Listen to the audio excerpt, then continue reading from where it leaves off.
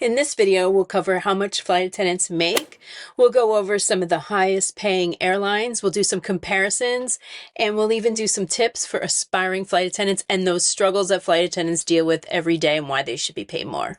Hey everybody, it's Deanna from Future Flight Attendant, your total career center, where I help flight attendants like you master the interview process, gain confidence, and achieve their goal of becoming a flight attendant. There's so much information out there that's completely wrong, but flight attendants make more money than you think, and they need to be paid more. I know that sounds contradictory, but we'll get into that. And I'll also do a comparison of which airlines pay the most, some challenges of being a flight attendant, and even tips for aspiring flight attendants to land the highest paying flight attendant. Something I want you to understand when you're getting into the flight attendant career, okay? This is super important. It's a lifestyle career. So it's your whole life. It basically is your whole life. Sure, you can work as little or as much as you want at some airlines once you have seniority, but seriously, like when you are on reserve, they own you. It's not like a normal job where you go to 9 to 5 and then you're home. No, your whole life revolves around your career, especially when you're just starting out, on your reserve. The company owns you, you're a number, and you're going to miss out on major milestones. You're going to miss holidays. You're going to miss birthdays. You're going to miss things. If you have kids, you're going to miss out on things with your kids. That is the way it is. I mean, the benefits, there's so many benefits that it really is worth it. So this is one of the reasons that flight attendants need to be paid well. I mean, you're dedicating your life to this profession. So some of the things that affect the flight attendant's pay rate is the number of years they've been with the company. You don't get raises forever, but once there's new contracts, they do have more raises. There's bonuses, there's holiday pay, per diem, which is an hourly rate that you get. Well, you do get paid that from when you check in to debrief. That's at the end of your trip, so you will get paid that the entire time, but it's only a few dollars. It's not a lot, but it does add up at the end of the month. I've had it over $1,000 already, per diem for the month. That could add up, and it's nice because usually it's not taxed. So now the part you've been waiting for. This is the airline comparison. This is awesome. I did this as a blog post, and it's so good I want to put in a video too. If you want the numbers right in front of you, just go to futureflightattendant.com. Click blog, and it'll be in there how much do flight attendants make, and you can see all the airline comparisons. So the number one airline that we have that pays flight attendants is Delta, and Delta doesn't have a flight attendant union, but I know the other airlines, all the other legacies are in contract negotiations, and I know what's going to happen. Delta is going to want to be the highest paid, so even after the other airlines get their raises, Delta's just going to bump it up to the top and be the highest again. I'm sure of it. That's kind of what they do. So Delta first year pay is $33.81 an hour. They don't have reserve per se. I mean, they do. They have something called A days. It's 6 days a month. And as a new flight attendant, you only have to be on reserve for 6 days a month for a certain amount of time. And you can even get rid of those. You can not be on any A days. People like to pick them up oftentimes because maybe the company won't use them and they're still paid a certain guarantee for those A days. So we're going to calculate first year pay at 80 hours a month for Delta. Okay, so I'm going to have to look at the numbers. That's going to bring us to $2,704.80. Okay, we're going to calculate boarding pay at $500, and we're going to say the per diem is $300. Those are just generic, but they could absolutely be somebody's paycheck. So that's why we're going to use them. So that brings your monthly total to $3,504.80. Now, it's not bad considering your first year flight attendant. And the yearly total, $42,057.60. Okay, so not too bad. Top out pay at Delta, so once you enter your 13th year, is $76. So 100 hours, I mean, who doesn't fly 100 hours? I mean, 100's nothing. Anybody can fly 100 hours. So I'm going to calculate it at 100 hours. So 100 hours at $76 an hour is $7,600 a month. So that's their base monthly pay. And then their boarding pay, since they get paid more, it's going to be higher. We're going to put it in at $1,000 a month. And then we're still going to use the same per diem, $300, because no matter what, everybody gets paid the same $300 per diem. So that brings the total of Delta to $106,800 a year. Not bad. I mean, that's so doable for a senior flight attendant at Delta. If they do 10 turns at 10 hours each, that's working 10 days. That's 1/3 of the month.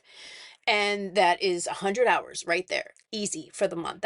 That's totally doable. All right, next up, American Airlines. Their first year pay is $30.35 an hour. That's per flight hour always. And the reserve guarantee is $75, so it's less than some more than others, to calculate the per diem at $300 a month. And the monthly total with that would be, with that guarantee, $2,576.25. Okay, so that brings the yearly total to $34,515 for American Airlines starting pay. And then we're going to say topped out pay, which is going to be year 13, you get top out pay $68.25. We're going to say that you fly 100 hours a month, so $6,825 for your base top pay. And then that would be another, we'll add 300 per diem like we did for everybody else. Zero boarding pay, of course, bringing your monthly total to $7,125. And that yearly total for a topped out flight attendant at American Airlines, $85,500. Now, I do want to say that American Airlines is in contract negotiations. They want to get $41, basically it's almost $40.92, something like that, is what's proposed for first year flight attendants, and $92.13 for their top out rate. So it is going to be a good chunk higher, so that's going to be good once they get their new contract. Next up is United Airlines, and they are in contract negotiations as well. All the legacy airlines are, and they have they're fighting for ground pay. The union is fighting for ground pay. They want flight attendants to be paid from the time that they check in on the ground, anything they do on the ground in between flights, they want them to be paid. So that is going to make a big difference too. So as of now, the reserve guarantee at United is 78 hours a month, and the first year pay is $28.80, but there is a $2 reserve override. So every reserve hour that you fly, you get paid $30.80. So it's a little bit more than American, really, but I don't know. It's a wash between the two. Don't even, those numbers, it's the same basically. And the boarding pay, no, nothing right now. Per diem, we'll do that same generic 300, brings us to $2,702.40 a month. And then the yearly total comes to $32,428.80. So that's for a brand new flight attendant. Now, again, they get a raise every year, and we're going to go to the top out pay, which is 13 years, and that is $67.11. And so we fly 100 hours. We're going to do that again, $6,711. We'll do the same $300 in per diem. So that brings our monthly total to $7,011. And then our yearly total is $84,132 for flying 100 hours a month. So that is basically the things and how the pay is calculated. And we compared all the big three airlines. If you want to see even more of the pay and all the different airlines, like I did Spirit, Frontier, Southwest, SkyWest, they're all in a blog post. It would just take forever to do a whole video with every single airline, but all the pay rates you can find, I'll have it linked. And now let's get into some tips for aspiring flight attendants. Okay, so I do want you to make the most money. Absolutely. However, here's the caveat for you. Commuting isn't for the faint of heart. Like, for certain airlines, they want to say you're going to move there, but you don't always have to live in base. You can actually commute when you have a line, if you want to commute, but you know, a lot of times you got to go a day early. You have to leave a day late. You're going to pay for a crash pad. You're going to pay for hotels. It costs a lot more money. So those are some of the things that you need to take into consideration. You know, the quality of life. With all airlines, you're going to have the perks and the benefits of flying for free and different partner airlines. You're going to have great health benefits. You're going to have amazing, you know, retirement plans, 401k matching.